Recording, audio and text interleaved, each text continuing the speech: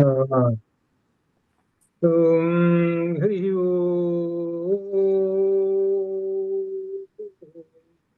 గురు బ్రహ్మ గురుర్విష్ణు గురుర్దేవో మహేశ్వర గురు సాక్షాత్ పరం బ్రహ్మ తస్మై శ్రీ గురవే నమః.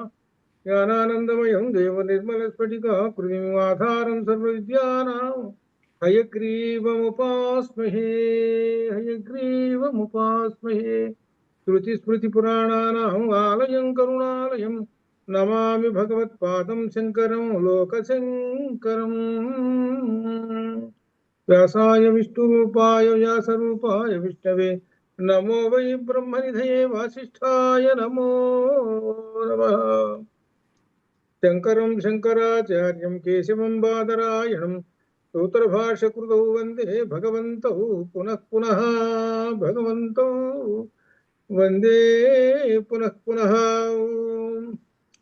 బ్రహ్మసూత్ర భాషను అధ్యయనం చేస్తున్నాం. ఇందులో ప్రథమ అధ్యాయంలో 5వ అధికరణము ఈక్షతి అధికరణం. ఈ ఈక్షతి అధికరణంలో ఈక్షతే న అశబ్దం. ఇక్కడ దీనిలో సాంఖ్యం వస్తున్నది. దీనిలో సాంఖ్యులు ఏం చెబుతున్నారంటే ప్రధానం కారణం. సాంఖ్యులు ఏం చెబుతున్నారు? ప్రధానమే కారణము ఈ జగత్ సృష్టికి అని చెబుతున్నారు. అయితే వ్యాసులు వారు ఏమంటున్నారు? నా అని తోటి వ్యతిరేకం చెప్పాడు. సాంఖ్యులు చెప్పిన ప్రధానం కారణం కాదు అని చెప్పేశారు. అది సాంఖ్యుల యొక్క అభిప్రాయం కాదు, ప్రధానము కాదు. ఎందువల్లనగా అశబ్దం, దానిని బోధించే శృతివాక్యం లేదు. అంటే ఏమిటి? ప్రధానము సృష్టి చేస్తున్నది అనేటువంటి వాక్యము ఉపనిషత్తులలో లేదు. ఉపనిషత్తులలో ఏమున్నది అంటే బ్రహ్మమే సృష్టి స్థితి లయలు అని ఉన్నది,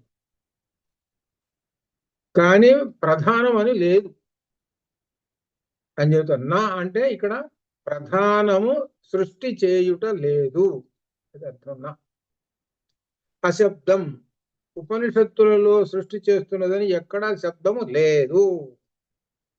అది ఏంటి? ఇకపోతే ఈక్షతే అనగా దర్శించగా చూడగా. ఈ ఉపనిషత్తులలో దర్శించగా చూడగా ఎక్కడ కూడా లేదు అని చెప్తున్నారు. అయితే ఇక్కడ ఈక్షతే అనేటువంటి ఒక శబ్దాన్ని పట్టుకున్నారు వ్యాసులు వారు. ఈక్షతే అనేటువంటి శబ్దం ఎక్కడి నుంచి తీసుకున్నారు ఆయన? అది ఇక్కడ మనకు మొట్టమొదటి జిజ్ఞాస అనే దానికి ఒక 3-4 ఉదాహరణలు చూపించారు.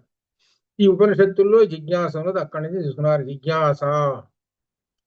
అలానే ఈక్షతే అనేటువంటి శబ్దం ఎక్కడి నుంచి తీసుకున్నారు? చూడబడినది అనేటువంటి చెబుతున్నారు. ఈ శబ్దం ఎక్కడి నుంచి తీసుకున్నారు అని అంటే చాందోగ్యోపనిషత్తులోంచి తీసుకున్నారు. అనగా చాందోగ్యోపనిషత్తులోకి వెళ్ళాలి మనం.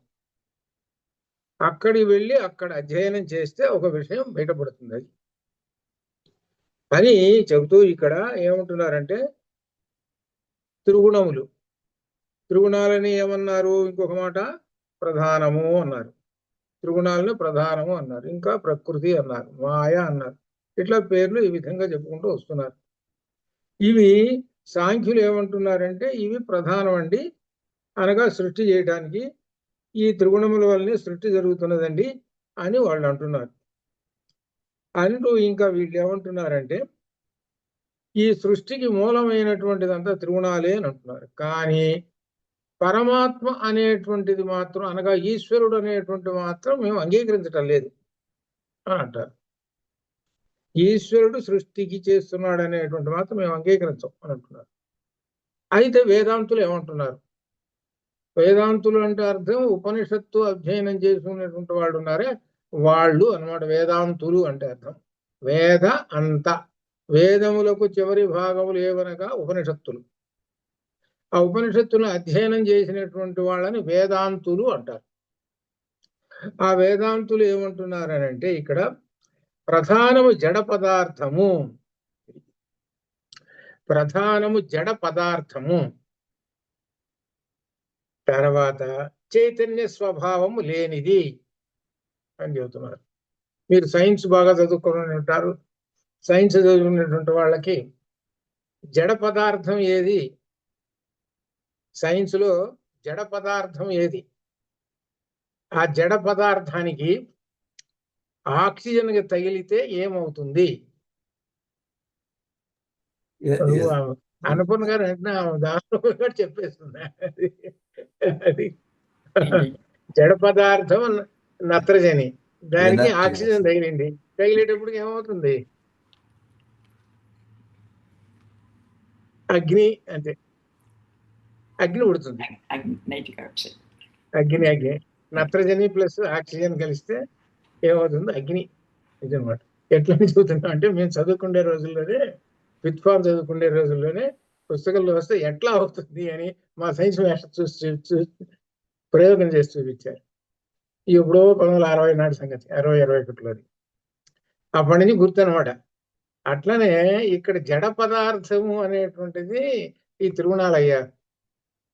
వీటికి చైతన్యం రావాలంటే సత్తు చేరితేనే చైతన్యం వస్తుంది. అది అర్థం చేసుకోవాలి. వీళ్ళందరూ సాంఖ్యులు తెగ చెబుతున్నారు, ఏమిటి మేమే సాంఖ్యమే ప్రధానమే సృష్టి చేస్తున్నది అని అంటున్నావే. కాదయ్యా, అక్కడ సత్ అనేటువంటి పదార్థము అనేటువంటి ఒక శక్తి చేరితేనే ఈ జడ పదార్థం కాస్త చైతన్యం మారిపోతుంది. జడ పదార్థం చైతన్యం మారి. ఉదాహరణకి కరెంటు తీగ ఉందనుకోండి, ఉత్తి తీగ, అది జడ పదార్థం, అది జడం. అది తీగ చూస్తున్నాం మనం, జడ పదార్థం, అది పట్టుకోవచ్చు, ఏం కాదు. అది దానిలో చురుకుతనం, శక్తిని ప్రవేశపెట్టాం. అదేమవుతుంది అప్పుడు పట్టుకో చూద్దాం. అది అదేనమాట. దీనిలో వీళ్ళు అనుకుంటున్నారు, ఈ కరెంటు తీగ లేకపోతే అసలు ఏముంది, కరెంటు తీగలు ఉంటేనే కదా ఇవన్నీ బల్బులు వెలుగుతున్నది అని అనుకుంటారు. నువ్వు ఎన్ని కరెంటు తీగలు ఎన్ని పెట్టుకున్నా అసలు ఉంది, చైతన్యం ఉందయ్యా, పవర్ చైతన్యము, అది లేకపోతే ఖాళీను ఈ తీగలన్నీ. ఇక్కడ ఉదాహరణకు పోలిక చెప్పుకుంటే అది. అందుకని త్రిగుణములు అనేటువంటివి ఈ జడ పదార్థం. ఇది ఈ జడ పదార్థాన్ని చైతన్యవంతం చేసేటువంటి సత్తు, ఇది ఆ సత్తు అనమాట. ఇది ఇక్కడ చెబుతున్నారు అదే విషయం. ఏంటనమాట, పరమాత్మ అనే సద్రూపమునకే జ్ఞానం ఉంటున్నది కనుక జగత్ సృష్టికి బ్రహ్మం యొక్క సర్వజ్ఞత ఉన్నది అనే విధంగా చెప్పుకున్నాను. నేను కూడా సత్వ చైతన్య స్వభావం కలిగినటువంటిది. సాంఖ్యులు చెప్పిన వాదమును కారణముగా వ్యాస మహర్షి చెబుతున్నారు. ఇది ఎందుకు చెబుతున్నారంటే, వ్యాస మహర్షి అప్పుడే సాంఖ్యులు ఏమంటున్నారు, మా సాంఖ్య శాస్త్రం ప్రకారంగా, ప్రధానం ప్రకారంగా సృష్టి జరుగుతున్నదండి అని అంటే, ఆయన ఈ సూత్రం చెప్పాడు. ఈక్షతే నా శబ్దం నా అశబ్దం నా అశబ్దం. చూడగా మీరు చెబుతున్నట్లుగా ఉపనిషత్తులలో అంటే వేదములలో ప్రధానము సృష్టి చేస్తున్నది అనే శబ్దము, మాట ఎక్కడా లేదు. అది వాళ్ళ మాటని కొట్టిపారేశాడు ఎవరు, వ్యాసుల వారు. ఉపనిషత్తుల్లో ఎక్కడుందో చూపించు. నీ సొంతంగా చెబితే సరిపోతుంది అనుకున్నావా? నీ సొంతంగా ఊహించి చెబితే ఎట్లా సరిపోతుంది? ఉపనిషత్తులో చూపించు ప్రధానం సృష్టి చేస్తున్నదని. ఇది అని ఇంకా చెబుతున్నారు. పూర్వపక్షం వేస్తున్నాడు. వచ్చాడు పూర్వపక్షి. బ్రహ్మము దేహేంద్రియాలు లేనిది, నిర్గుణము కనుక సర్వజ్ఞ అని ఏ విధంగా చెబుతారండి మీరు అని అంటున్నారు. బ్రహ్మము సర్వజ్ఞ అనేటువంటి దాన్ని ఒక 6 లక్షణాలు చెప్పుకున్నాం మొన్న. సర్వజ్ఞ అని అంటే ఆ బ్రహ్మానికి శరీరము లేదు, ఇంద్రియాలు లేవు. ఇంద్రియాలు అంటే ఏమిటి? కళ్ళు, చెవులు, ఎటువంటివి ఏం లేవు. బ్రహ్మానికి ఏమి లేవు.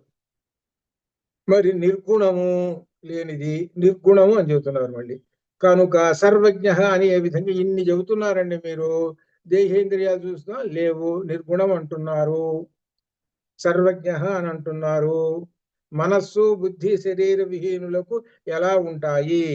మనస్సు బుద్ధి ఈ రెండు శరీర విహీనులకు, శరీరం లేదు, లేనప్పుడు మనస్సు బుద్ధి ఎలా ఉంటాయి? ఉండవు కదా. ఉంటేనే కదా సర్వజ్ఞత. అది ఇక్కడ ఎక్కడికి పోయినాడు చూసుకోలేను. ఇక్కడ ఈ ప్రశ్న ఎలా ఉంటుందంటే, దేహేంద్రియాలు పెట్టుకొని తన యొక్క శరీరాన్ని పట్టుకొని చెబుతున్నట్టు ప్రశ్న వేస్తున్నాడు. ఇక్కడ కాస్త దాటలేదు, ఇక్కడ పరమాత్మ దగ్గరికి చేరటం లేదు వీడు. అది పరమాత్మకు దేహేంద్రియాలు లేవు అని అంటున్నారు. అసలు పరమాత్మ దేహేంద్రియాలు ఎక్కడున్నాయండి? ఎక్కడన్నా చెప్పాడా పరమాత్మ దేహేంద్రియాలు ఉన్నాయని? ఎక్కడా లేదు కదా, నిర్గుణుడని చెబుతున్నాడు కదా. అనేటప్పుడు సర్వజ్ఞ అంటున్నారు కదండి. అవునండి, సర్వజ్ఞ అన్నీ తెలుసండి. మరి సర్వజ్ఞ అంటే మరి కాళ్ళు చేతులు ఉండాలి కదా. కాళ్ళు చేతులు ఉండక్కర్లేదయ్యా. సర్వజ్ఞ అనే దానికి అర్థాలు 8 అర్థాలు ఉన్నాయి, చూసుకో. ఏమిటనుకున్నా సర్వజ్ఞ అనే దాని పదానికి అర్థం అని చెబుతూ ఇక అసలు విషయంలోకి వస్తున్నాడు. సమాధానం దీనిలోకి వస్తున్నాడు. సృష్టికి మూలం కేవలం త్రిగుణములే అని వాళ్ళు అంటారు, సాంఖ్యులు అంటారు. ఇక్కడ నామరూపమైన ఈ జగత్తు తదితరం బ్రహ్మ వల్లనే సంభవించుతున్నాయని శృతులు చెబుతూ ఉన్నాయి.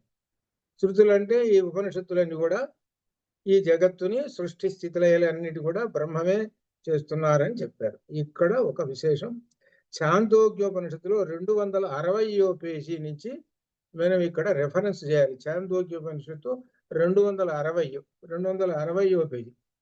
260వ పేజీలో చెబుతున్నారు ఇక్కడ, తదైక్షత తదైక్షత తత్ ఐక్షత. తత్ అంటే పరబ్రహ్మం అని అర్థం, లేక సత్తు. ఆ సత్తు ఐక్షత దర్శనము చేసినది అనగా సత్తు దర్శనము చేసినది అనే సూత్రానికి అర్థం. సత్తు దర్శనము చేసినది. అందువలన సాంఖ్యులచే కల్పించబడిన ప్రధానము జగత్తునకు కారణము కాలేదు అనగా సత్యే ఈ జగత్తును దర్శనము చేసినది అంటే సృష్టించినది. ఎందుకంటే ఇక్కడ వాళ్ళు సాంఖ్యాన్ని ఏం చెబుతున్నారంటే ప్రధానము జడమని స్వీకరిస్తారు, కానీ ఈ సత్తు దర్శించినది కనుక చేతనం. అనగా అర్థం ఏమిటి? జడ పదార్థం అంటే ఈ ప్రధానము సత్తు ఎప్పుడైతే దర్శనం చేసిందో, సత్తు ఎప్పుడైతే ఈ జడానికి దగ్గరికి చేరిందో, అప్పుడు ఈ సత్తు యొక్క చైతన్యము జడములో ప్రవేశించినది. ఇది ఈ జడములో ఈ చైతన్యం ప్రవేశించినది. ఇదే విషయాన్ని కొంచెం దూరంగా మీకు అనుభవంలో దానికి తీసుకుపోతా ఉదాహరణ బాగా అర్థం అవుతుంది. ఏమిటనమాట? ఈ జడ పదార్థం దగ్గరికి చేరింది ఏది? ఈ సత్ అనేటువంటి చైతన్య శక్తి చేరింది. చేరేటప్పటికి మొత్తం జగత్ సృష్టి వచ్చేసింది. ఇదే సౌందర్య లహరిలో మొట్టమొదటి పదం. శివశక్త్యాయుక్తో యది భవతి శక్త ప్రభవితుం న చేదేవం దేవో ఖలు కుశల స్పందితుమపి అతస్త్వారాధ్యాం హరిహరవిరించాదిభిరపి ప్రణంతం స్తోతుం వా కథమకృత పుణ్య ప్రభవతి. ఎప్పుడైతే చేరిందో అప్పుడు త్రిమూర్తులు పుట్టుకుంటూ వచ్చారు, దేవతలు పుట్టుకుంటూ వచ్చారు. అనగా సమస్త జగత్ అంతా పుట్టిందయ్యా. శక్తి వచ్చి చేరింది. ఇక్కడ జాగ్రత్తగా చూడండి, జడము ముందు, ఆ జడం అలానే కూర్చున్నది. ఆ జడాన్ని కదిలించింది వచ్చి పవర్. శక్తి అంటే పవర్. పవర్ వచ్చి కదిలించేటప్పటికి అప్పుడు జడం ఏమైంది అనబడి కరిగిపోయింది. మొత్తం ద్రవ రూపం అయ్యి విభిన్నమైనటువంటి రూపాలు వచ్చేసింది. అది జగత్ సృష్టి జరిగింది. అది మన దానిలో చెబుతున్నాడు. అలానే ఇక్కడ ఇంకా చెబుతున్నారు చాందోగ్యంలో, బహుశ్యాం ప్రజాయేతి, అనేకము అగుదును గాక. అంటే ఏమిటనమాట? ఈ సత్తు అనేక రూపములు పొంది అనేక విధములుగా సృష్టి జరిగింది. అంటే అర్థం ఏమిటి? సత్తు మనం చెప్పుకున్నాం కదా, హరిహర విరించాదిభిరపి. ఆ సత్తే హరిగా వచ్చాడు, ఆ సత్తే హరగా వచ్చాడు, ఆ సత్తే బ్రహ్మగా వచ్చాడు, ఆ సత్తే ఈ జగత్ సృష్టి, ఆ సత్తే సర్వం. అది వివిధ రూపములు అని అర్థం. అది వివిధ రూపములుగా వచ్చేసాడు అట్లా సత్ అనేటువంటిది. బహుశ్యాం, బహు అనేక రూపములుగా శ్యాం అయినాను. అయి ప్రజాయేతి. ప్రజాయేతి అంటే ప్రజ అంటే సృష్టి చేశాము అని చెబుతున్నారు. అట్లనే తత్తేజో అసృజత, మళ్ళీ వస్తుంది ఇది కూడా ఇప్పుడు రాబోయే దాని. తత్తేజో అసృజత, తత్ తేజ అసృజత. తత్ అంటే ఆ పరమాత్మ, తేజ అంటే అర్థం అగ్ని. తేజ అంటే అగ్ని. ఇక్కడ అసృజత అనగా సృష్టించను, ఆ తేజస్సుని సృష్టించను. తత్ ఎవరు? ఆ పరబ్రహ్మం సత్ సృష్టించను. తత్తేజ ఐక్షత బహుశ్యాం. తేజ ఆ అగ్నిట బహుశ్యాం బహువిధ రూపములుగా అవుదును అయినది, అనేకముగా పుట్టినది ఆ తేజస్సు వలన అని. ఇంకా ఆ తేజస్సును అప్పుడు ప్రజాయేతి, ఆ తేజస్సు దర్శించను, ఆ తేజస్సు జలములను సృష్టించను. ఇక్కడ ఒక్కసారి మనం చెప్పుకున్నటువంటిది ఛాందోగ్యంలో ఒక్కసారి వెళ్ళండి. తజ్జలాని ఛాందోగ్యంలో చెప్పాను. తత్ జలాని ఏమిటంటే పంచభూతాలు ఉన్నాయి. పంచభూతాల్లో రెండు కనపడం. రెండు ఏమిటివి? ఆకాశము వాయువు కనపడం. రెండు కనబడుతుండే వస్తువులు అవి అగ్ని, నీళ్లు, భూమి. ఈ అగ్ని, నీరు, భూమి మూడు కలిసి మొత్తం జగత్ సృష్టి చేసేసింది. అందుకని ఈ మూడు కలిసి చేసినాయి కాబట్టి ఈ మూడు అన్నింటిలోనూ ఉన్నది. ఈ మూడు అగ్ని, నీరు, అలానే భూమి మూడు అన్నింటిలో ఉంది. ఏమంటే సూర్యుడిలో ఎలా ఉన్నారండి అని అంటారు. సూర్యుడిలో ఈ మూడు రంగులు ఉన్నాయండి. అగ్ని ఎరుపు, నీళ్లు తెలుపు, భూమి నలుపు. చూసుకో, మూడు రంగులు ఉన్నాయి. అట్లా మనలో ఎట్లా ఉన్నాయండి అని అన్నారు. మనలో అగ్ని ఉంది అని అన్నారు కదా, ఎట్లా అండి అని అన్నారు. నీళ్లు ఉన్నాయి ఎట్లా అండి అన్నారు.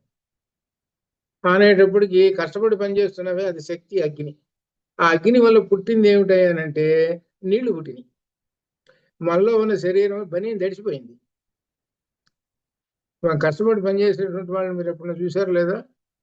వాళ్ళు పని దడిచిపోతుంది, చొక్కా దడిచిపోతుంది. మనకే అప్పుడప్పుడు కష్టపడినప్పుడు చొక్కా దడిచిపోతుంటుంది.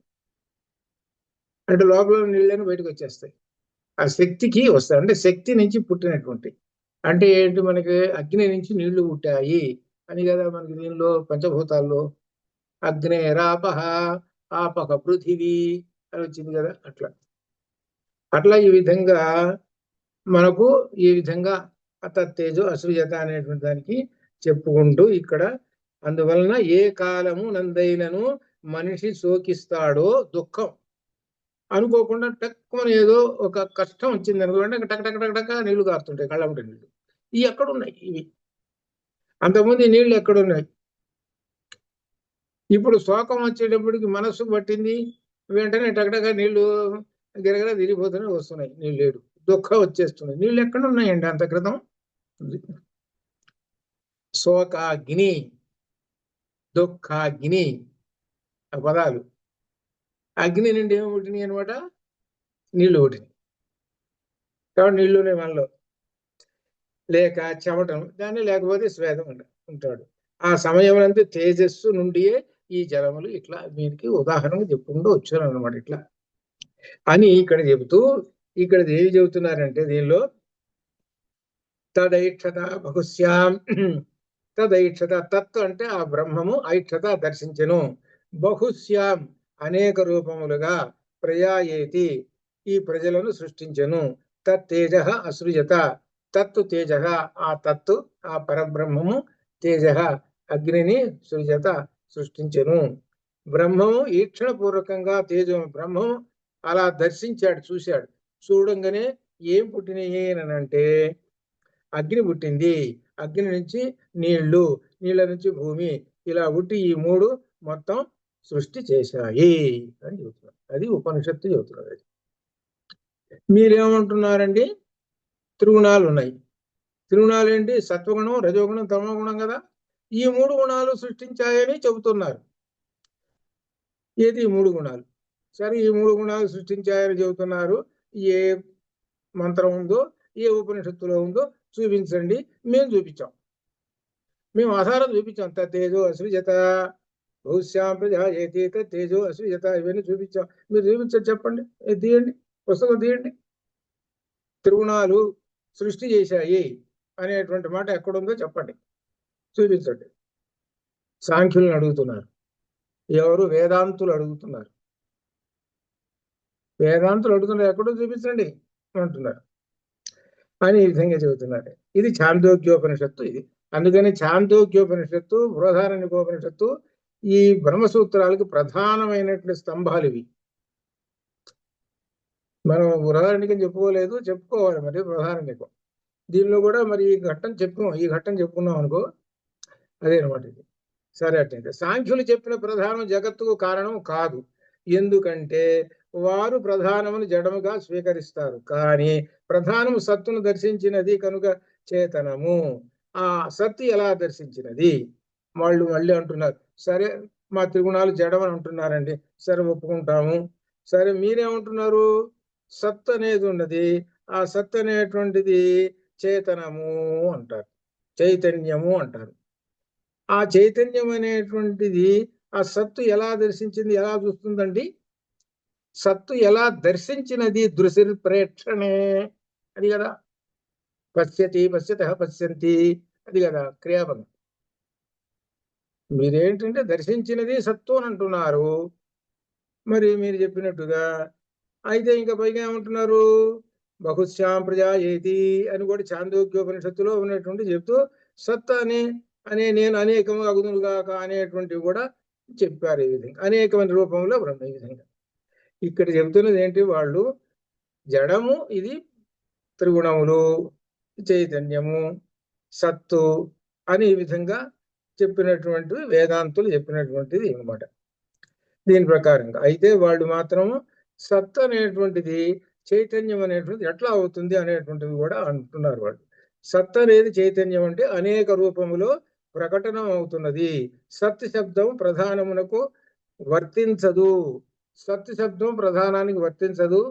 సత్ అనేటువంటిది చైతన్యమైనటువంటిది అని మేము చెబుతున్నాము. చైతన్యవంతమైనది కాబట్టే ఈ జగత్తును సృష్టి చేస్తున్నది అని మేము చెబుతున్నామని వేదాంతులు అంటున్నారు.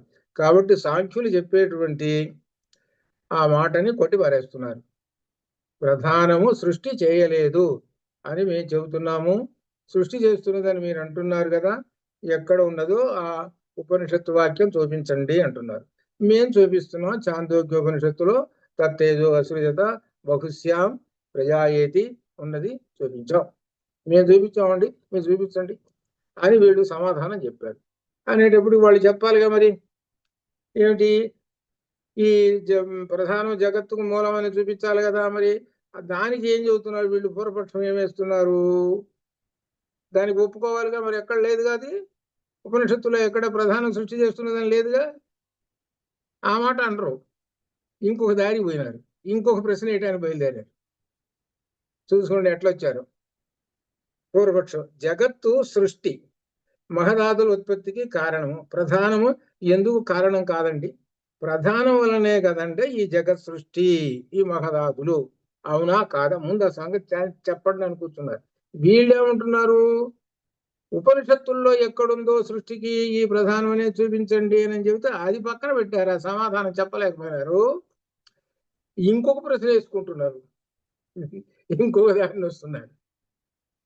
ఇంకొక దారిని ఏమొస్తున్నారంటే దీనిలో మహదాదుల ఉత్పత్తికి కారణం ప్రధానం ఎందుకు కారణము కాదో చెప్పండి. మహదాదులు లేనిదే జగత్ సృష్టి జరుగుతుందా తేల్చండి, చెప్పండి. చెప్పండి.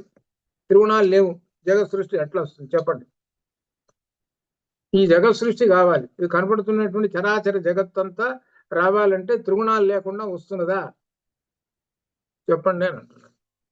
నిజమే, త్రిగుణాలు లేకుండా రాదు, త్రిగుణాలతోటే వస్తుంది. మన శరీరాలన్నీ త్రిగుణాత్మకమైన శరీరాలే, త్రిగుణాలతోటే వస్తుంది. ఇక్కడ అది పట్టుకున్నారు వీళ్ళు. త్రిగుణములు లేకుండా జగత్ సృష్టి జరుగుతున్నదా? కాబట్టి త్రిగుణాలు జగత్ సృష్టికి మూలమే కదా మేము అనేది కరెక్టే కదా అంటున్నారు. వాళ్ళు అడిగినటువంటి దానికి సమాధానం చూపించలేకపోయినారు. ఉపనిషత్తులో ఎక్కడా లేదు, ఇంకొక రకంగా వస్తున్నారు. జగత్ సృష్టికి ప్రధానము మూలము, ఇది అవునా కాదా చెప్పండి అన్నారు. ఇప్పుడు వీళ్ళు సమాధానం చెప్పాలి. ఎవరు? వేదాంతులు సమాధానం చెప్పాలి. దానికి చెబుతున్నారు, సృష్టికి పూర్వము సత్తు మాత్రమే ఉన్నది, ఏమీ లేదు, అంత ఖాళీ. ఈ విషయాన్ని ఇక మళ్ళీ ఉపనిషత్తులో పోతున్నారు. ఇక్కడ ఒక విశేషం ఉన్నది. ఏమిటనంటే స్టాండ్ కావటానికి, పూర్వపక్షాన్ని ఖండించడానికి మనకు ఆధారం ఉంటేనే ఖండించగలుగుతాం, లేదా ఖండించలేం పూర్వపక్షాన్ని. అందుకని ఆధారాలు చూపిస్తున్నారు. జగత్తుకి ముందుగా సత్తు మాత్రమే ఉన్నది. ఆ సత్తు తన శక్తితో లోకాలను సృజించినది. తన శక్తితో లోకాలను సృజించింది. ఆత్మనా ఆత్మావా ఇదమేక ఏవాగ్ర ఆసీత్ నాణ్యత్ కించన విషత్ స ఈక్షత లోకాన్ను సృజాయితి స ఇమాన్ లోకాన్ అసృజత. అయితే ఉపనిషత్తు ఈ విషయము మనకి ఇందులో కూడా తైతీరంలోను వీటిలో కూడా 2-3 చోట్ల కూడా వచ్చింది. ఇక్కడ ఆత్మావా ఇదమేక ఏవ అగ్ర ఆసీతు. మొట్టమొదటి ఏమున్నది అని అంటే ఆత్మావా ఇదం ఏక ఏవాగ్ర వీసీత్, ఒక్కటే ఉన్నది ఆత్మ. అది ఈ ఆత్మ ఒక్కటే ఉన్నదండి మొట్టమొదట. నాణ్యత్ కించన, మరి ఒకటి లేనే లేదు అని చెప్తున్నాడు. స ఈక్షత, ఆ పరమాత్మయే ఈక్షత దర్శనం చేశాడు. వీటిని లోకాన్ని సృజాయితి, లోకములన్నీ సృష్టించి దర్శనం చేశాడు. అది అర్థం. లోకములన్నీ సృష్టించి దర్శనం చేశాడు. అది దీన్ని సూక్ష్మంగా చెప్పారు. ఎక్కడంటే విష్ణు సహస్రనామంలో విశ్వం విష్ణు, అది విష్ణు విశ్వం సృజతి, అది అర్థం. ఆ వాక్యాన్ని, ఆ నామాలని విశ్వం విష్ణు వషట్కారో అని మొదలు పెడతారు కదా. అంటే ఏమిటనమాట? విష్ణు విశ్వం సృజతి. విష్ణు అని అంటే పరమాత్మ లోకమును లోకాన్ని సృజతి, అది లోకములను సృజించను, అది అర్థం అన్నమాట. అది ఆ విష్ణువు ఎవరు? తత్వం. తత్వం దర్శించి ఆయన దాంట్లో సృష్టించి దర్శించను. ఈక్షత అంటే దర్శించను. అది ఈక్షత లోకాన్ సృజా ఇది స ఇమాన్ లోకాన్ సృజత అని ఐతరేయ ఉపనిషత్తు చెబుతున్నది. యః సర్వజ్ఞః, యః సర్వజ్ఞః సర్వ విద్యస్య జ్ఞానమయం తపః తస్యాత్ ఏతద్ బ్రహ్మ. యః అంటే ఆ బ్రహ్మము, సర్వజ్ఞః సర్వ విద్యస్య, సర్వ విద్యస్య సర్వజ్ఞః సర్వ విద్యల యందు సర్వజ్ఞః, జ్ఞానమయం జ్ఞానమయుడు, తపః తస్మాత్ తపస్సు తపోవంతుడు, మరియు తస్మాత్ అందువలన ఏతద్ బ్రహ్మ ఈ బ్రహ్మ నామరూప అన్నంచ జాయతే, నామరూప అన్నంచ జాయతే, నామరూపములతోటి ఈ విధంగా జన్మించాడు అని. అంటే అర్థం ఏమిటి? అటువంటి పరమాత్మ నుండి ఈ నామరూపాత్మకమైన జగత్తు మరియు అన్నం పుట్టుచున్నది. అన్నం పుట్టుచున్న నామరూపాత్మకమైన జగత్తుకి నుండి అన్నము ఆహారము. ఇక్కడ అన్నం అనేదానికి భూమి ఇట్లా అనమాట. ఈ విధంగా పుడుతూ ఉన్నది. భూమి లేనిదే ఏం లేదు కదా. ఇవన్నీ ఎంత చెప్పుకుంటున్నా అసలు భూమి ఆధారం లేకుండా ఏమీ లేదు. భూమి ఆధారం లేకుండా ఏమీ లేదు. ఎన్ని పూర్వపక్షాలు వేసుకున్నా, ఎన్ని చేసినా భూమి లేనిదే ఏం లేదు. మనం కొన్ని చోట్ల వచ్చింది అన్నం అంటే భూమి అని అర్థం వచ్చింది. కాబట్టి ఇక్కడ ఆ సృష్టి ఇలా జరిగింది అని చెబుతున్నారు. అది ఆ పరమాత్మ వలన సృష్టి జరిగింది. ఆ పరమాత్మ సర్వము ఎరిగినవాడు, అన్నింటా విశేషాలను గుర్తించగలిగిన వాడు. అటువంటి ఆయన తపస్సు చేత జ్ఞానమయమైనది అటువంటి వాడు.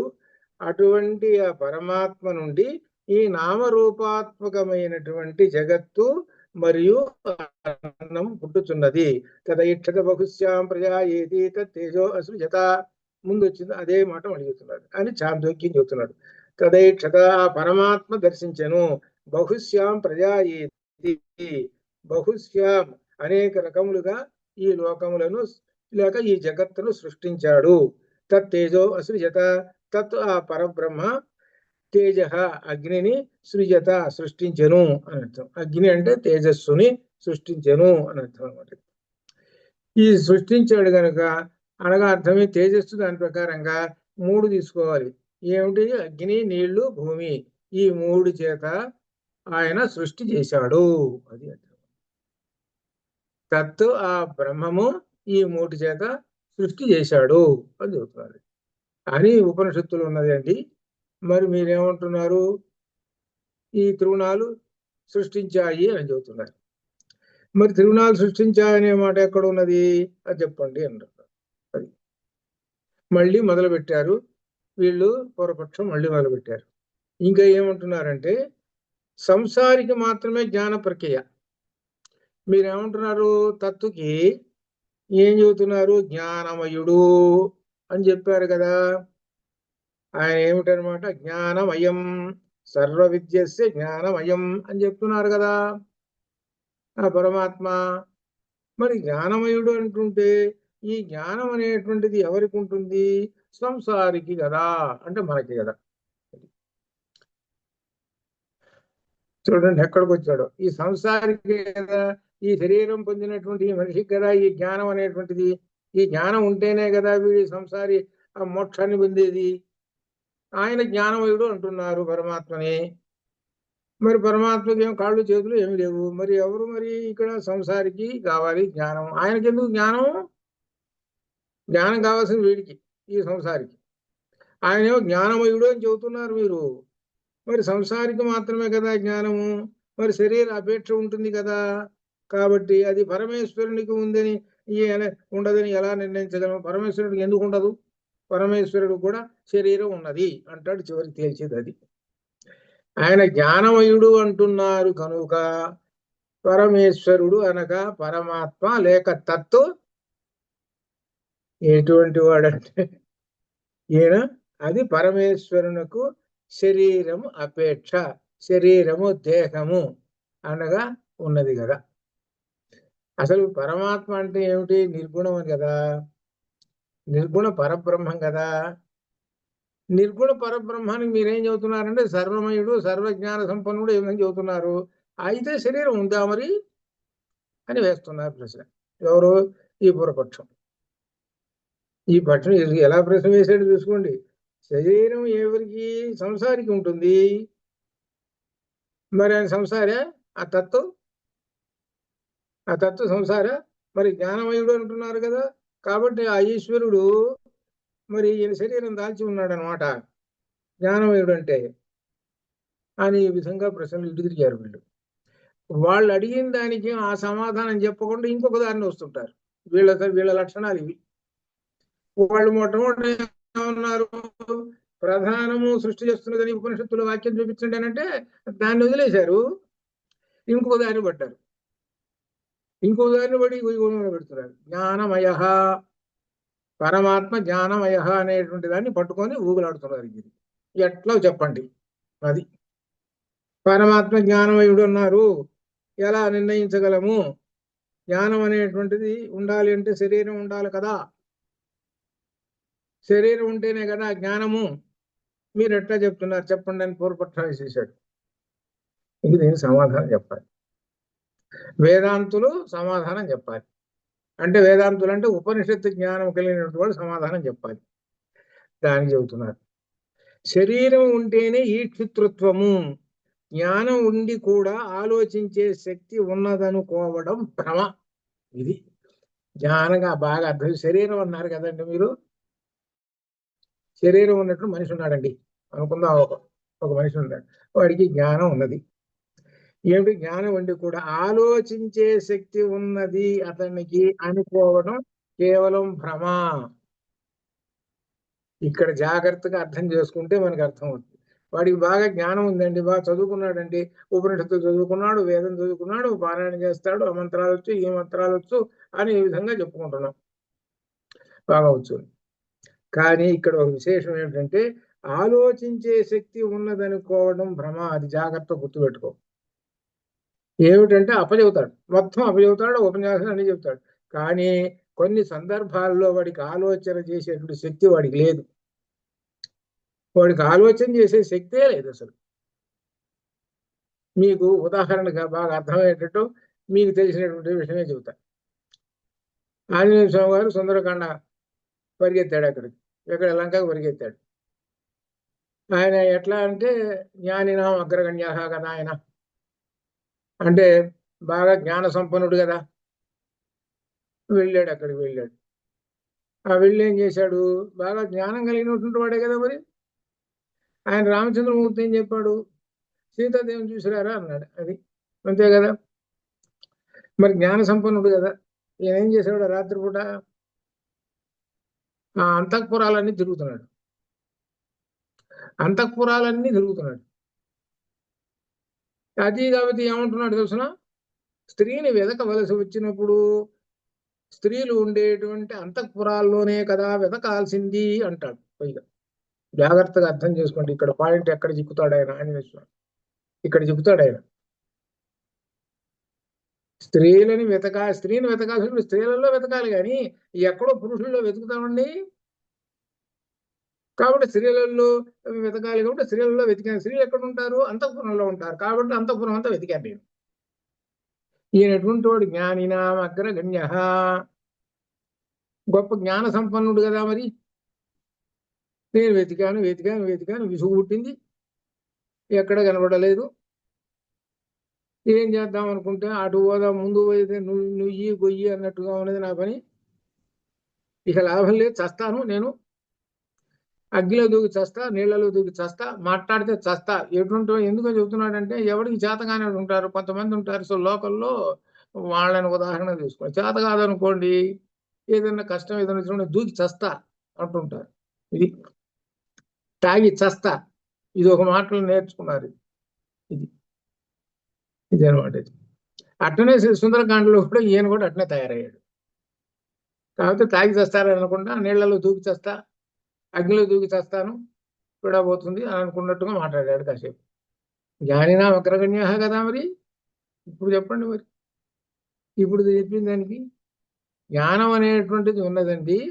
మీరు శరీరం ధరించినటువంటి వాళ్ళకే కదా జ్ఞానం అన్నారు కదా. కానీ శరీరము ధరించినటువంటి వాళ్ళకి ఎంత జ్ఞానం ఉన్నా ఆలోచన శక్తి ఉన్నదనుకోవటం భ్రమ. అది ఎప్పుడు ఈయన ఆంజనేయ స్వామి గారు ఇక ఏమి చేతగాక చివరికి ఏదో సిక్స్త్ సెన్స్ అని అంటారు చూశారు, లాస్ట్ ఆరోది. అర్థం కదా. దేవుణ్ణి అడుగుతాను, ఎటైతే అటు అవుతుందో అనుకొని ఆ విధంగా ఆ ధ్యానంలో కూర్చున్నాడు. కాబట్టి ఈ ధ్యానంలో వచ్చిన పరమాత్మయే పరమాత్మ కదా ఇక్కడ తేల్చు చెప్పు అన్నాడు. నీ ఆలోచన, శరీరం ఉన్నటువంటి ఆలోచనటువంటి వాడికి ఎంతో జ్ఞానం ఉన్నా కానీ ఏం భ్రమయ్యా, వాడు ఏం సాధించాడయ్యా? పరమాత్మ లేకుండా ఏం సాధించాడు? చివరిని ఎక్కడ పట్టుకున్నాడు? ఎవరిని పట్టుకున్నాడు? ఎంత జ్ఞానం ఉన్నా కానీ ఎవరిని పట్టుకున్నాడు? పరమాత్మను పట్టుకున్నాడు. పరమాత్మను పట్టుకుంటే అప్పుడు కార్యక్రమం సాధించాడు. ఏదో పెద్ద జ్ఞానం ఉన్నదని కాదు, శరీరం ఉన్నటువంటి వాడికి ఆ జ్ఞాన రూపుడు ఎవరు? పరమాత్మ. అది అర్థం. అందుకనే మనకి ఇందులో లలితలో జ్ఞాన విగ్రహ కాబట్టి జ్ఞానదా అమ్మవారిది. కాబట్టి జ్ఞానం అనేది మంది కాదు. ఈ జ్ఞానం అనేది ఇవాళ ఉంటుంది, రేపు మర్చిపోతాడు వీడు, మళ్ళీ మొదలకు వస్తాడు వీడు. ఆ జ్ఞానమయుడు పరమాత్మ అది అని ఇక్కడ సమాధానం చెబుతున్నాడు. ఆయన చెప్పినటువంటి పూర్వపక్షి వేసినటువంటి ప్రశ్నకు శరీరం ఉంటేనే కదా జ్ఞానం అంటున్నాడు కదా. కాబట్టి పరమేశ్వరుడి శరీరం ఉన్నదా అని అనేదానికి అసలు జ్ఞానం అంటే ఏంటో చెబుతున్నాను వినవయ్యా నీకు అంటున్నాడు. చెప్పి ఇంకొక ఉదాహరణ చెబుతున్నాడు, చూసుకోండి. చెప్తున్నాడు ఉదాహరణకి, ఇంకా చెబుతున్నాడు ఇంకొక ఉదాహరణకి, ఇంకొక ఉదాహరణ చెబుతున్నాడు. ఆకాశము ఉంది, ఆకాశం పని చూసి ఓ పెద్దది. ఆకాశం అంటే అర్థం ఏంటి? శూన్యము. అది ఆకాశం అంటే శూన్యం. ఘటాదులలో ఉండే ఆకాశం ఒకటి. ఘటంలో ఆకాశం ఉన్నది, కుండ పెట్టారు అక్కడ, ఖాళీ కుండ అక్కడ పెట్టారు. కుండలో ఏముందిరా? ఏం లేదండి. బాగా జాగ్రత్తగా అర్థం చేసుకోండి. మీరు ఎట్లా సమాధానం చెప్పాలో చూసుకోండి. మిగిలిన వాళ్ళు ఏం చెబుతారంటే, ఏమిరా కుండలో ఏముంది? ఏం లేదండి అని అంటారు వాళ్ళు. మీరు ఉపనిషత్తు చదువుకున్నారు కాబట్టి మీరేం చెప్పాలి సమాధానం తెలుసునా? కుండలో ఏముంది అంటే ఆకాశం ఉంది అని చెప్పాలి. అది దానికి వాళ్ళకి మీకు తేడా. అది ఆకాశం ఉంది కుండలో అని చెప్పాలి. అనేటప్పుడు వాడేం చేసాడు తెలుసునా? ఆకాశం ఉందా చూపిస్తావా? అవునరా అది గారు కనపడుతుంది అనేటప్పుడు వాడేం చేసాడు తెలుసు? ఓ రాయి చూసి ఎత్తే పట్టుకొట్టేసి దానికి ముక్కలు అయిపోయింది. ఆకాశం ఉంది అన్నావు కదా, చూపించు మరి. ఇప్పుడు కుండను బాలగొట్టి ఏమంటాడు చూసిన? ఆకాశం ఉంది అని అన్నావు, ఇప్పుడు చూపించు అంటాడు వాడు. ఒరే దీనిలో ఏముందో తెలిసిన? ఘటంలో ఉన్నటువంటి ఆకాశము మహదాకాశంలో కలిసిపోయిందిరా అన్నాడు. మహత్తు ఆకాశం అది ఉన్నది, బ్రహ్మాండమైనటువంటి ఆకాశం. ఆకాశంలో ఈ ఆకాశం కలిసిపోయిందిరా అని చెప్పాడు. వీడికి అర్థం కాల. వీడికి అర్థం కాకపోయేటప్పటికి మళ్ళీ ఇక మొదలుపెట్టి చెప్పాడు. ఏం లేదురా, దీనిలో మనిషి పోతాడు కదా, మనిషి పోతున్నాడంటే ఆత్మ బయటికి వెళ్ళిపోతుంది కదా, ఆత్మ వెళ్ళిపోయి దేనిలోకి వస్తుంది, పరమాత్మలో లీనమైపోతుంది. అది అట్లనే ఇది కూడా రా అంటే అప్పుడు కొంచెం దారికి వచ్చాడు వాడు, నెమ్మదిగా అర్థమై. ఇది ఆకాశము, ఘటాకాశము, మహదాకాశము, ఈ రెండు పదాలు ఉపనిషత్తులో ఉన్నటువంటి వాళ్ళు ఉపయోగించాలి. మహదాకాశం అదిగో పైన ఉన్నది, ఇదిగో ఘటాకాశం ఇక్కడ ఉన్నది అనేటప్పటికి వాడు మళ్ళీ ఇంకా ఊరుకోవాడు. మళ్ళీ ఊరుకోకుండా సూది పట్టుకొచ్చాడు. సూది పట్టుకొచ్చి, సూది బెజ్జ ఉంది, సూది బెజ్జ ఉంది కదా, ఖాళీ కదా, ఏమండి సూది బెజ్జ ఉంది కదా, మరి దీనిలో ఏముంది, ఖాళీ ఉంది కదా, ఇక్కడ కూడా ఆకాశం ఉంది. అవునరా, ఆకాశం ఉంది. ఎక్కడ ఖాళీ ఉందో అదల్లా ఆకాశమేరా. అది శూన్యం అంతా ఆకాశమే, అది అర్థం. శూన్యం యొక్క లక్షణం ఏమిటంటే ఆకాశము, ఇది అర్థం అని చెప్పాడు. అందుకని సూర్య రంధ్రములలో ఉండే ఆకాశం కూడా ఇదే అన్నమాట. ఇదన్నీ ఏమిటి, వాడి తెలియక మిథ్యా జ్ఞానముతో ఇదంతా తెలియదు. దానిలో ఇదంతా ఆకాశమైన సంగతి వాడికి తెలియదు. తెలియదంటే మిథ్యా జ్ఞానం వాడికి. ఆ జ్ఞానంతో ఈ పరిమితమైన ఆకాశం మహదాకాశం కంటే భిన్నమైనది అనే భ్రాంతి కలిగిన విధంగా, అంటే మహదాకాశం వేరు, ఈ కుండలో ఉన్నటువంటి ఆకాశం వేరు. జాగ్రత్తగా ఉండేది ఇక్కడ అర్థం. పైన ఉన్న ఆకాశం వేరు, కుండలో ఉన్న ఆకాశం వేరండి అని అనుకుంటున్నాడు. అది భ్రాంతి కాదు. ఏంది, ఒకటే ఆకాశము. అదే కుండ బయలింది అని అంటే అర్థము ఆత్మ పరమాత్మలో లీనమైనాడు అని అర్థం. అది అది అర్థం చేసుకోండి. ఇది అర్థం చేసుకోండి. అందుకని కుండ తీసుకొని పోతుంటారు. మన వైదిక కర్మల్లో చివరి రోజున కుండ తీసుకుపోయేది అందుకు. కుండ బయలుదేరాడంటే అర్థం ఏమిటంటే పరమాత్మలో లీనమైపోయినాడు అని అర్థం సూచించడానికి కోసం అలా చెప్పారు. అది అట్లా అనమాట. అందుకని ఇక్కడ చెబుతున్నాడు అనమాట. ఘటాకాశం, ఘటాదులలో ఉండే ఆకాశము, సూర్యరంధ్రాలలో ఉండే ఆకాశము, ఇదంతా మిథ్యా జ్ఞానముతో ఈ పరిమితమైన ఆకాశం అని అనుకుంటున్నాడండి. పరిమితమైన ఆకాశము ఇది అని అనుకుంటున్నాడు. కాదు, ఇదంతా మహదాకాశం కంటే భిన్నమైనది అని రకరకాలుగా భావించుకుంటున్నాడు. ఎవరు, ఈ మిథ్యా జ్ఞానం ఉన్నటువంటి వాడు. అంటే కుండలో ఉన్న ఆకాశం వేరు, సూదిలో ఉన్న ఆకాశం వేరు, పైన ఉన్న ఆకాశం వేరు, ఇన్ని ఆకాశాలు వేరు వేరు అని చెప్పుతున్నాడు. ఇదంతా భ్రాంతి. ఈ భ్రాంతి కలిగింది కాబట్టి ఆ భ్రాంతి ఎలా అయితే కలిగిందో అలానే ఓ పురపక్షి అంటున్నాడు, ఒరే పక్షి, ఈ పరిమితమైన ఆకాశం మహదాకాశం కంటే భిన్నమైనది అనే భ్రాంతి కలిగిన విధంగానే ఈ శరీరంతో పోల్చుకొని చెబుతున్నావు రా పక్షి అని చెబుతున్నాడు. అది ఇక్కడ దీంతో చెప్పి ఈ శరీరంతో పోల్చుకొని చెబుతున్నావురా నువ్వు. ఈ శరీరం అనేటువంటిది ఎటువంటిదిరా అని అంటే నిలబడేది కాదు. కొండ వైరిపోయింది. కొండ శాశ్వతమా? ఈ శరీరం అంతేరా. కుండ పగిలిపోగానే కుండలో ఉన్నటువంటి ఆకాశం కాస్త అనగా జీవాత్మ, ఇది కాస్త పరమాత్మలో లీలమైపోయింది. అంతే. నువ్వు ఏమనుకుంటున్నావు, ఇలా కల్పన చేసుకొని చెబుతున్నావు, ఈ శరీరంతో కల్పన చేసుకొని చెబుతున్నావు, ఇదంతా భ్రాంతి. అదేనమాట. ఈ శరీరంలో ఉన్న ఆత్మ పరమాత్మ వేరు వేరు అనే భిన్న భావము చెప్పుకుంటున్నావు. కుండలో ఉన్న ఆకాశం వేరు, పైన ఆకాశంలో వేరు అంటున్నవి, అది భ్రాంతి. అది అర్థం. అది రెండు ఒకటే. ఇప్పుడు అగ్ని ఉంది, ఇంతలో అగ్ని కణం, ఇంతలో అగ్ని కణం ఉంది, అక్కడ పెట్టాం. దానిలో చిన్న కణం ఇక్కడ పెట్టాం. ఈ రెండు, ఈ చిన్న కణం ఉంది చూసావు, అది దూది మీద వేసాం. దూదిని తగలబెడుతుందా లేదా? ఈ పెద్ద కణం తీసుకొచ్చి వేసాం, తగలబెడుతుందా లేదా? ఈ చిన్న కణం పట్టుకున్నాం, కాలుతుందా లేదా? ఈ చిన్న కణం తీసుకొచ్చి ఈ పెద్ద కణంలో వేసేసాం అనుకో, ఇప్పుడు నువ్వు కనిపెడతావా? నువ్వు నువ్వు వేసినటువంటి కణం కనిపెడతావా? బుద్ధి ఏది అగ్ని కణం కనిపెట్టలేవు, కలిసిపోతుంది. లీటర్ పాలల్లో తీసుకొచ్చి ఓ చెంచా పాలు పోసేట, నా పాలు ఎక్కడున్నాయని చూస్తే ఎక్కడ ఉంటాయి? ఏం కనపడుతున్నాయా? నీళ్ళల్లో ఉప్పు వేసాడు, ఉప్పు బాగా కరిగిపోయింది, ఉప్పేది ఉప్పు కనపట్టలేదు. నీళ్లు ఏ పక్కన పట్టుకున్నా కానీ కాసట పట్టుకున్నా ఉప్పంగా ఉంటున్నాయి. అది ఇక్కడ ఉదాహరణ అని ఇక్కడ అర్థం చేసుకోవాలి. కాబట్టి భ్రాంతి అనేటువంటిది నీకున్నదిరా ఒరే పౌరపక్షి, కాబట్టి అర్థం చేసుకోరా, ఒకసారి ఉపనిషత్తు చదువుకోరా అని చెబుతున్నారు. అని చెప్పుకొని ఈ ఉపనిషత్తుల్లోకి వస్తున్నాడు. ముఖ్యమైన ఉపనిషత్తు శ్వేతాశ్వేతర ఉపనిషత్తులోకి వస్తున్నాడు. ఇక్కడ వివరణ ఇచ్చేస్తున్నాడు సమాధానం. శ్వేతాశ్వేతర ఉపనిషత్తు అనేది శుక్ల యజుర్వేదానికి సంబంధించినటువంటి ఉపనిషత్తు ఇది. ఈ శ్వేతాశ్వేతర అనేటువంటి ఆయన ఋషి, ఆయన చెప్పినటువంటి ఈ ఉపనిషత్తు. దీనిలో 6వ భాగంలో ఉన్నది ఆ పరమాత్మను గురించి చెబుతున్నారు అనమాట. ఏమంటే సతస్య కార్యం కరణంచ విద్యతే. ఇక్కడ ఏం చేస్తున్నాడు? నా తస్య, నాది, నా తస్య కార్యం కరణంచ విద్యతే. నా అనేది క్రియాపదాన్ని చేరుతుంది. మీకు చెప్పాను కదా చాలాసార్లు, ఎప్పుడైనా నా వచ్చిందని క్రియాపదాన్ని చేరుతుంది, నా విద్యతే అక్కడ చేరుతుంది.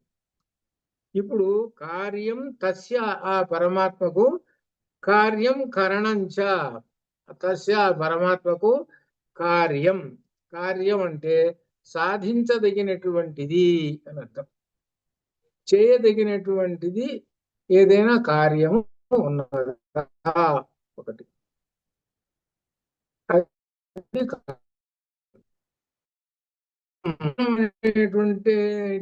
వస్తువు ఉండాలి, ఒక వస్తువు ఉండాలి. ఆ సాధించడానికి వస్తువు ఉండాలి.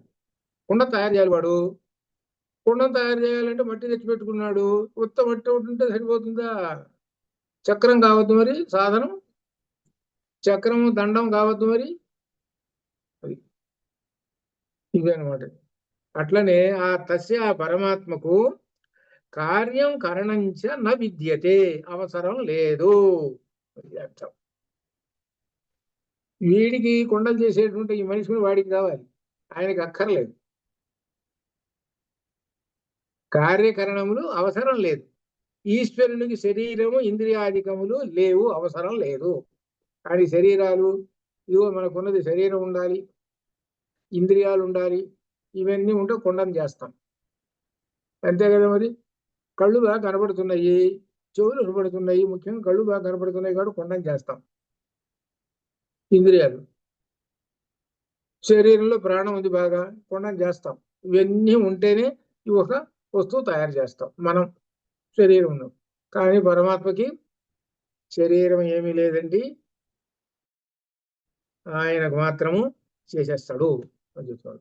శరీరము ఇంద్రియాదులు ఏమీ లేవు. అందుకనే దీనిలో బృహదారణ్య కోపంలో నా చక్షు, కళ్ళు లేవు, పశ్యతి,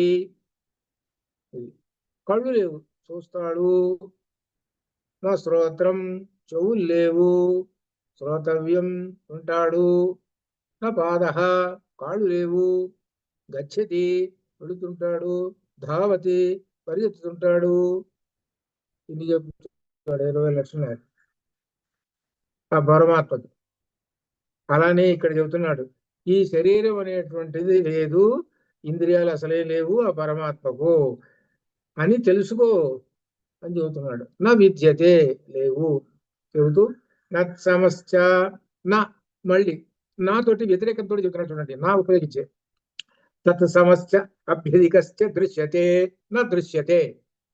ఏమిటి? తత్ సమస్య, తత్ సమః చ, తత్ ఆ పరమాత్మతో సమానమైనటువంటి వాడును, చ మరియును, అభ్యధిక అంతకన్నా గొప్పవాడైన వాడును, నా దృశ్యతే కనపడడు. పరమాత్మతో సమానమైన వాడు కనబడడు, పరమాత్మ కంటే గొప్పవాడైనటువంటి వాడు కూడా కనబడనండి. సమానుడు లేదు, అంతకన్నా గొప్పవాడు లేదు. ఈ విషయము గీతలో వచ్చింది. ఎంతమంది చెబుతారు? ఇదే విషయము గీతలో వచ్చింది, భగవద్గీతలో. నత్ తొత్తు వెంటనే తట్టలేదు. ఎందుకు గారు నసతో విద్యతే భావ. ఆహా, కాదు కాదు. దానిలో 11వ అధ్యాయంలో వచ్చింది కదా, 11వ తత్వ సమస్య ఉంటే చెప్తాను. అధిక అని మాట వచ్చింది. మీతో సమానమైన వాడు లేడు, మీతో అధికుడు లేడు అది వచ్చింది. అది ఆ పదం అది అక్కడ 11లో వచ్చింది. అది అది అది అంటే ఇప్పుడు ఇక్కడ ఏం పట్టుకోవాలంటే ఉపనిషత్తుల నుంచి భగవద్గీత వచ్చింది అని చెప్పడానికి ఒక ఉదాహరణ. అది ఇటువంటివి పాయింట్లు గుర్తుపెట్టుకోవాలి. అది అని చెబుతూ నా తత్ సమస్య అభ్యధికశ్చ దృశ్యతే. ఆ పరమాత్మతో సమానమైన వాడు లేడు, అంతకన్నా అధికమైనటువంటి వాడు లేడండి. ఇంకా చెబుతున్నారు ఇంకేంటంటే పరాస్య శక్తి వివిధైవ శ్రూయతే.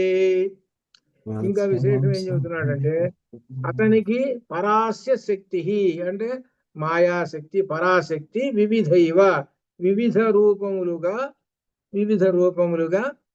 శ్రూయతే వినపడుతున్నది. ఈ పరాశక్తి ఉన్నది మాయాశక్తి వివిధ రూపములుగా ఆయనకు సహాయపడుతూ ఉన్నది. అది అర్థం. అనగా పరమాత్మని ఆలంబనం చేసుకొని ఉంటుంది అని అర్థం. అది పరమాత్మను ఆలంబనం చేసుకొని పరాశ శక్తి వివిధైవ శక్తి వివిధైవ శ్రూయితే, వివిధములుగా ఉన్నది శ్రూయతే వినపడుతున్నది అని చెబుతూ ఇంకా గొప్ప విశేషం పరమాత్మకున్న లక్షణం చెబుతున్నాడు. స్వాభావికి జ్ఞాన బల క్రియాచ. ఆ ఈశ్వరుడికి జ్ఞాన రూపమైన బలం ఉన్నది. ఈశ్వరుడి చేత క్రియ అనాది మాయా కల్పితమైనది ఒకటితే సహజమైనది. ఈశ్వరుడి చేతనే ఈ క్రియ అంతా కూడా అనాది మాయా కల్పితములైనటువంటిది అని తెలుసుకోండి అని చెబుతున్నారు. ఈ ఈశ్వరుడే ఆ మాయ చేత ఈ సృష్టి అంతా చేస్తున్నాడు. అంతేగాని మీరు కేవలం ఈ మాయ చేతనే సృష్టి జరుగుతున్నది, ఈశ్వరుడు చేత కాదు అంటున్నారే, మీకు ఎక్కడ ఆధారం లేదు. మాకు ఆధారం ఉన్నది. ఇదిగో శ్వేతాశ్వేతర ఉపనిషత్తులో ఆ పరమాత్మయే ఆ పరమాశక్తిని, పరాస్య శక్తిని, పరాశక్తి అంటే అంటే అర్థం మాయాశక్తిని తీసుకొని ఈ విధంగా ఆయన సృష్టి చేస్తూ ఉన్నాడు అని. అనాదిగా మాయా కల్పితమైనది ఒకటి సహజం. ఇప్పటి నుంచి ఆయన సృష్టి చేయటం అనాది ఎప్పటి నుంచి మొదలు పెట్టాడు, ఈ రోజు కాదండి. వేల వేల యుగాలు మనకు దీనిలో వస్తుంది చూడండి. ఒక్కొక్క యుగం ఎట్లా, ఆ యుగానికి యుగాలు మళ్ళీ 17 మళ్ళీ 27, ఇప్పుడు 27 చతుర్వింశతి ఇది జరుగుతున్నటువంటిది. దానికి ముందు దానికి మళ్ళీ మళ్ళీ మళ్ళీ ఇట్లా ఆ విధంగా చూసుకుంటూ పోతే మనకు మొదలు ఎక్కడో తెలియదు. ఆ పరమాత్మ ఈ విధంగా సృష్టి చేస్తున్నాడు అంటే చివరికి పరమాత్మ ఈ మాయ తీసుకొని చేస్తున్నాడు. కాబట్టి ఆ మాయ అనేది కనుక్కోండిరా. అందుకనే దైవీ హేష గుణమయి మాయా దురత్యయ అని చెప్పాడు. ఈ గుణములు ఉన్నాయి చూశారు, త్రిగుణములు నా మాయా స్వరూపములేను, వాటి గురించి తెలుసుకోండి, వాటి చేత నేను అంత సృష్టి చేస్తున్నాను అని చెబుతున్నాడు. అది ఆ త్రిగుణాల చేత చేస్తూ నేనేం చేస్తున్నా, సృష్టి చేసి ఆ సృష్టి చేసిన దానిలో నేను ప్రవేశించి ఉన్నాను, అది అర్థం చేసుకోండి అన్నాడు. మనిషిని సృష్టి చేశాడు, మనల్ని సృష్టి చేశాడండి. సృష్టి చేసి లోపల కూర్చున్నాడు. లోపల కూర్చొని ఈ శరీరాన్ని నడుపుతున్నాడు. శరీరాన్ని నడుపుతున్నాడు అంటే ఏంటి, మనం చూస్తున్నా నేను చూస్తున్నాను అనుకుంటా. కాదురా, నువ్వుగా చూసేది, లోపల పరమాత్మ చూస్తున్నాడు, అక్షగురుడు. నేను నేను కాదురా, వింటున్నది ఆయన. కాబట్టి ఆయన విని అన్ని కూడా చూస్తూ అన్ని నిన్ను నడుపుతున్నాడు రా బండి అని అర్థం. లోపల చూస్తున్నది ఆయన. ఇక్కడ జాగ్రత్తగా అర్థం చేసుకోవాలి. అందుకనే రాత్రి కూడా నిద్రపోతున్నాం హాయిగా, శుభ్రంగా మరగబెట్టి శుభ్రంగా హాయిగా నిద్రపోతున్నాము. తెల్లారి లేచాము, గాలి పీలుస్తున్నావా లేదా? నువ్వు గాలి పీలుస్తున్నట్టు నీకేమైనా తెలిసిందా? నీకు ఇంద్రియాలు ఉన్నాయి కదా, ఇంద్రియాలు ఉన్నాయి కాబట్టి దొంగవాడు వచ్చి కాజేసుకొని పోయినాడు. లేవకపోయినావా మరి? లేచి పట్టుకోపోయినావా మరి? శుభ్రంగా నిద్రపోతున్నావుగా మరి? ఇంద్రియాలు ఉన్నాయిగా, కళ్ళు ఉన్నాయిగా, కళ్ళు చూస్తుంటాయి కదా మరి. కళ్ళు ఏం చేస్తున్నాయి? ఎప్పుడు హాయిగా నిద్రపోతున్నాయి. ఏమిటనమాట దీనిలో? ఇదే అర్థం చేసుకోమని చెబుతున్నాడు. లోపల పరమాత్మ ఉన్నాడు, ఆయన నడుపుతున్నాడు ఈ శరీరాన్ని. ఆయన చెప్పినట్టుగా గైడ్ లైన్స్ ఇచ్చాడు ఆయన. ఆ గైడ్ లైన్స్ ని మీరు ఫాలో కాండి. అదే తైత్తీర్యంలో ఇప్పుడు జరుగుతున్నది. భూచైర్న ప్రమితవ్యం దేవపితృకార్యాభ్యాన్న ప్రమితవ్యం కుజాన్న ప్రమితవ్యం వచ్చినాయి కదా, ఇవాళ చెప్పుకున్నాం కదా ఈ ధర్మాలు.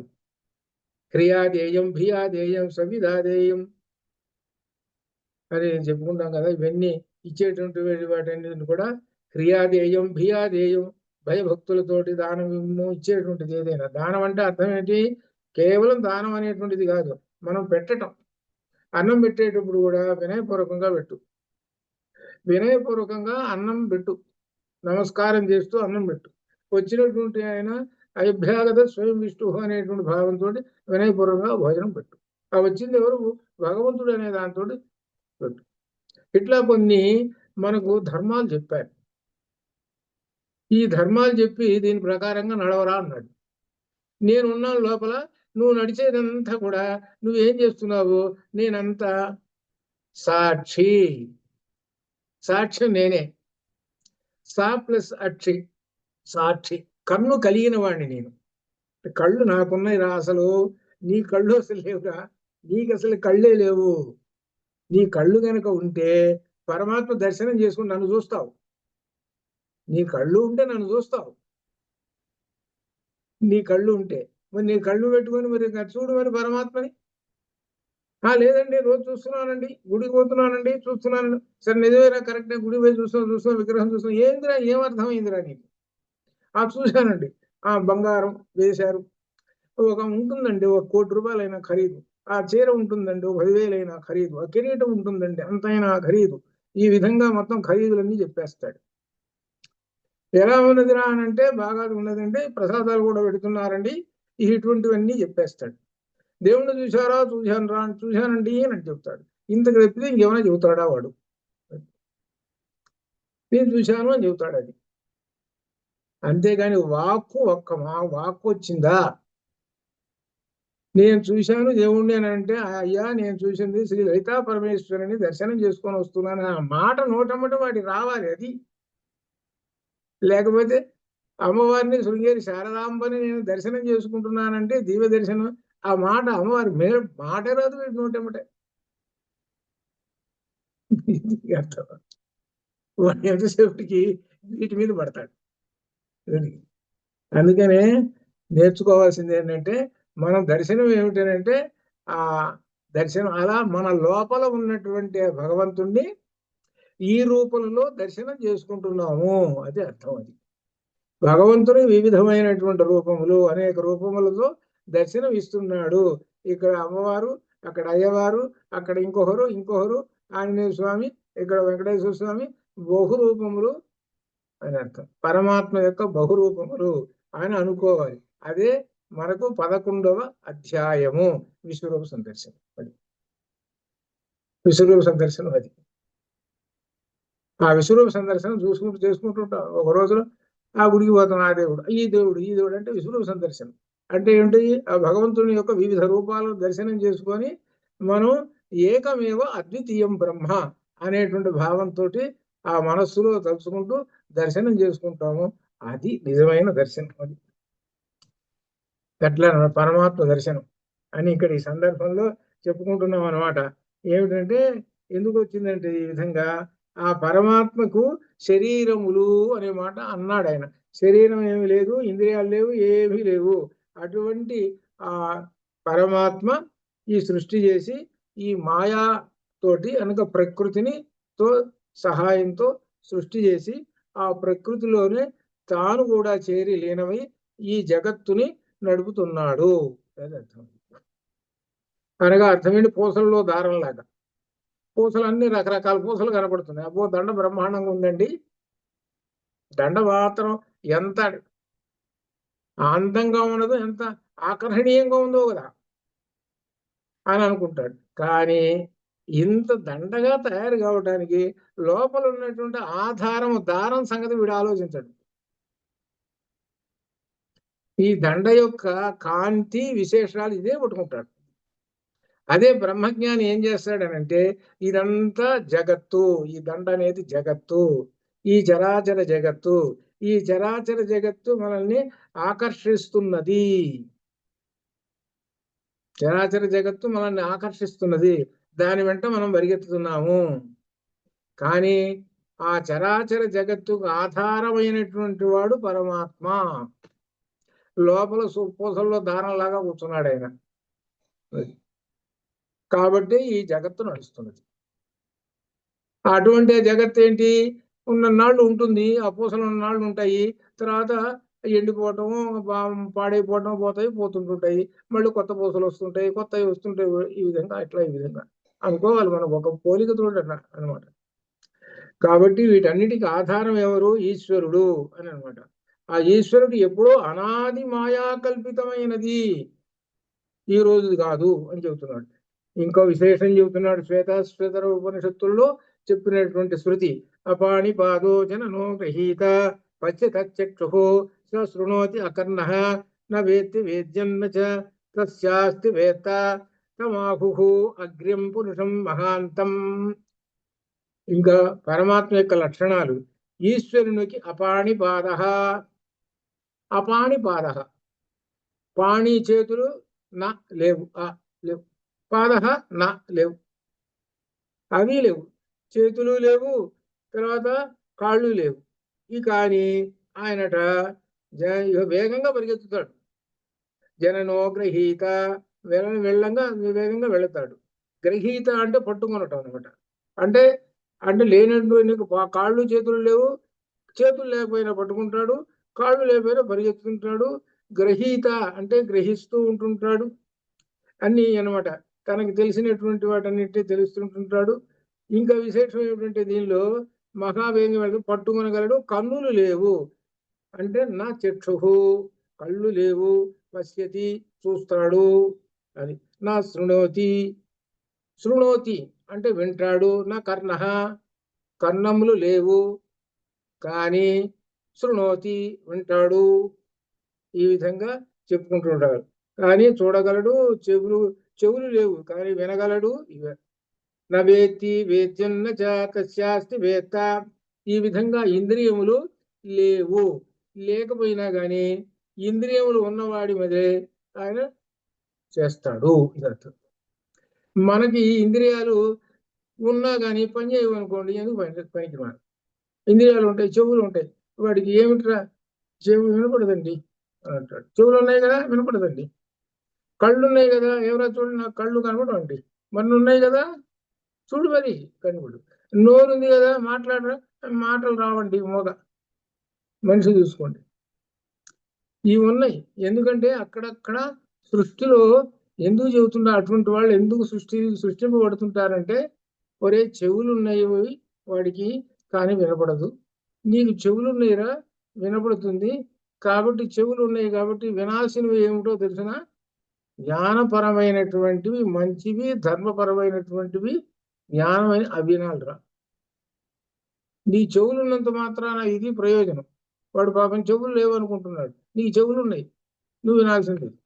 అలానే నీ కళ్ళున్నాయి, కళ్ళున్నాయి కాబట్టి నీకు చూడాల్సినవి ఏమిటి? దర్శనం, ధర్మాన్ని చూడరా, నువ్వు జ్ఞానాన్ని చూడరా. ఇది వాక్కు నాలుగున్నది. వాగింద్రియం ఎందుకురా మనకి వచ్చేది అంటే మంచి మాటలు మాట్లాడరా. ఇది ఇది దీనిలో ఉండే వాటికి తేడా చూపిస్తున్నాడు. అది అందువలన ఈ ఇంద్రియములు మానవుడికి ఇచ్చినటువంటిది ఎందుకనంటే సన్మార్గంలో నడవటం కోసం ఇచ్చాడు ఇంద్రియాలు. అంతేగాని ఇంద్రియాలతో దుర్మార్గంలో నడవకు, దుష్ట మార్గంలో.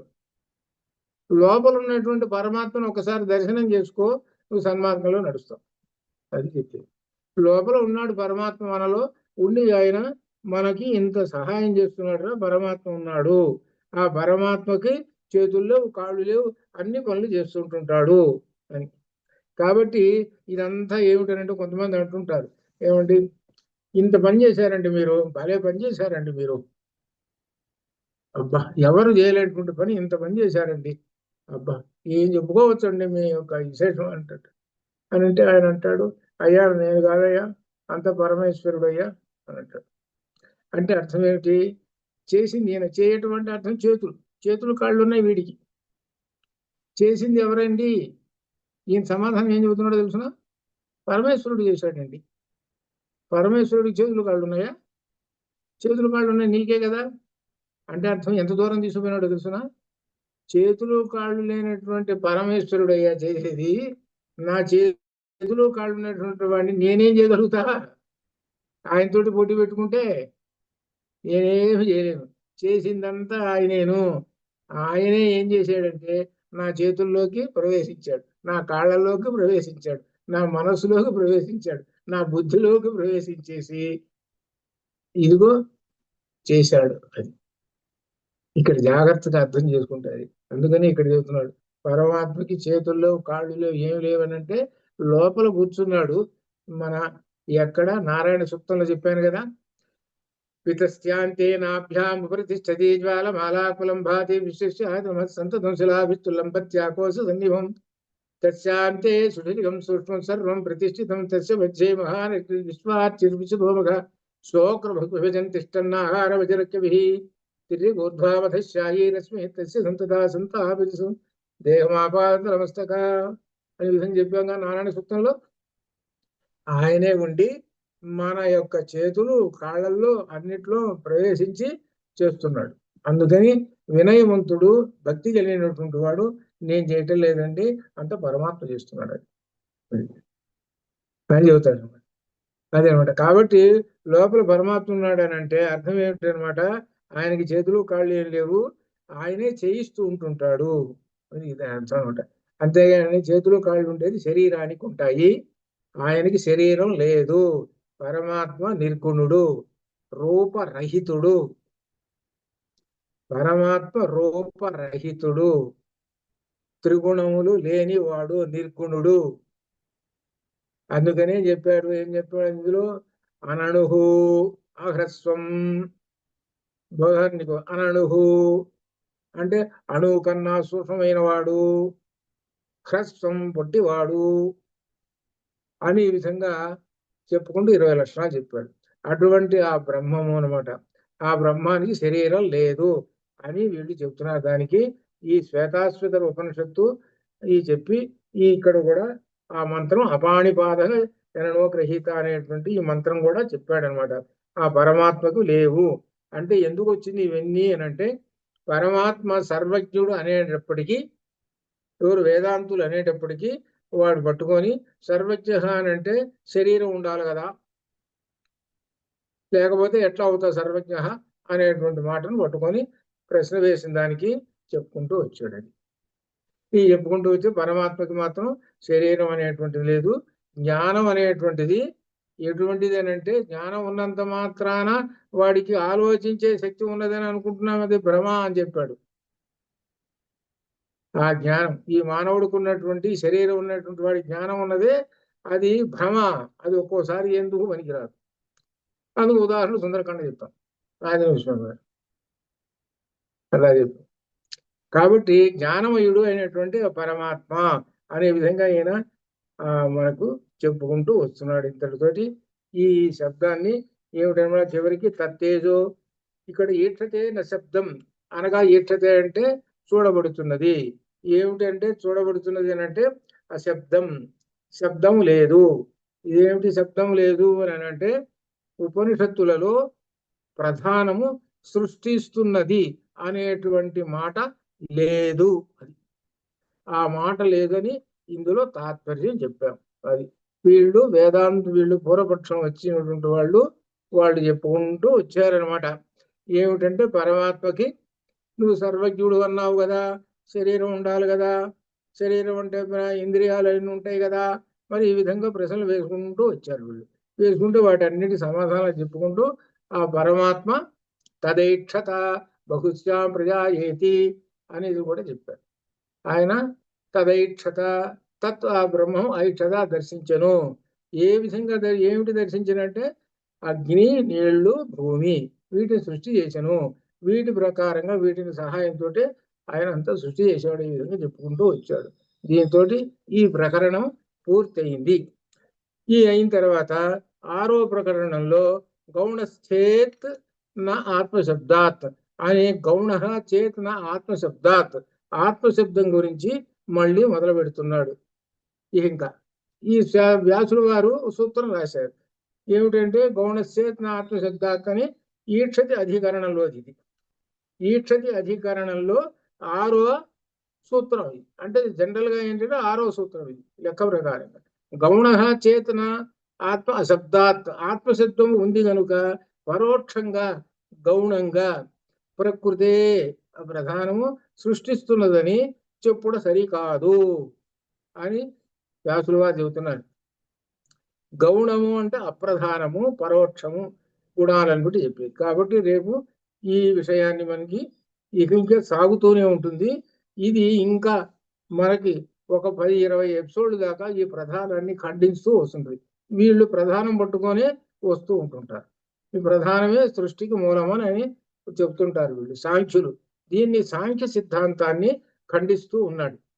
సాంఖ్య సిద్ధాంతాన్ని వ్యాసుల వారు ఖండిస్తుంటే దానికి శంకరులు వారు రాసినటువంటి ఈ పూర్వపక్షాలు సమాధానాలు.